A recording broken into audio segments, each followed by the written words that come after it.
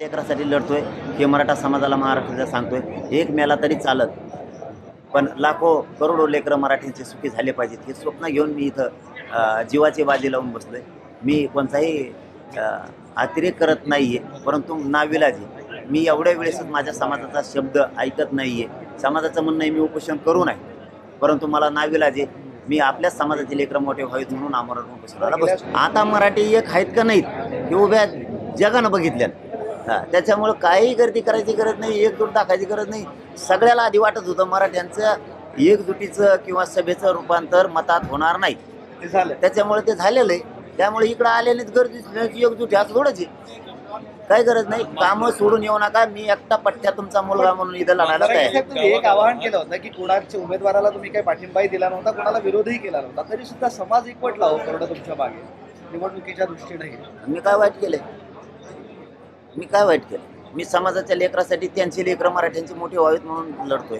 मरायला तयार. मी काय वाईट करतो? ते मला मुलगा मानणारच ना माझा समाज. त्यामुळे फक्त माझं काम जे होतं ते मी त्यांना सांगितलंय की तुम्ही इकडे यायचं नाही. शांत जे येतील ते, याचा अर्थ असा नाही की तुम्ही येऊच नका. कामं बुडवून यायचं नाही कुणी. आपली कारण या आरक्षणामुळे समाज मोठा होणार आहे, शेतामुळे पण होणार आहे. समाजाचं काय आरक्षण ठरलंय, काय विषय ठरले देऊन टाका. आणि नुसत्या सत्ताधाऱ्याबद्दलच नाही म्हणत, तर विरोधी पक्षाचे सुद्धा सगळे जा. आणि ह्या उपोषणाच्या काळातच पण तुम्ही जाता 2 वर्षांनी, ह्या उपोषणाच्या काळातच उद्याच तुम्ही तुमच्या नेत्याकडे सगळ्या पक्षाचे जाऊन बसा, त्यांना सांगा त्यांच्या ज्या ठरलेल्या गोष्टी त्यांना त्या द्या. मला राजकारणात जायचं नाही, माझ्या समाजाला जायचं नाही. माझं ध्येय आणि माझ्या समाजाचं ध्येय आरक्षण, ते आम्हाला द्या, तिकडं भांडा. पण जर नाही दिलं तर त्याच्यानंतर माझ्या नावानं भाजप शिवसेना कोण कोण आहेत त्याच्या आमदारांनी बोंबलायचं नाही की असं का करताय. म्हणून तुम्हाला आता संधी दिली आणि विनंती करून सांगतो, चला सगळ्या आमदारांना की तुम्ही जा आणि तुमच्या नेत्यापुढं सरकारपुढं विषय मांडा आणि त्यांना सांगा हे विषय आजच्या आज मार्गी काढा.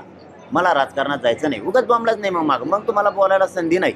मी समाजाला साक्षी ठेवून सांगायला लागलो. आता समाजसुद्धा ऐकतोय चॅनलच्या माध्यमातून की आम्ही समाजाच्या वतीनं सगळ्या आमदारांना विनंती केली, सत्ताधाऱ्यांच्या सुद्धा, की तुमच्या नेत्याकडे जाऊन सांगा की त्यांचं आरक्षण द्या.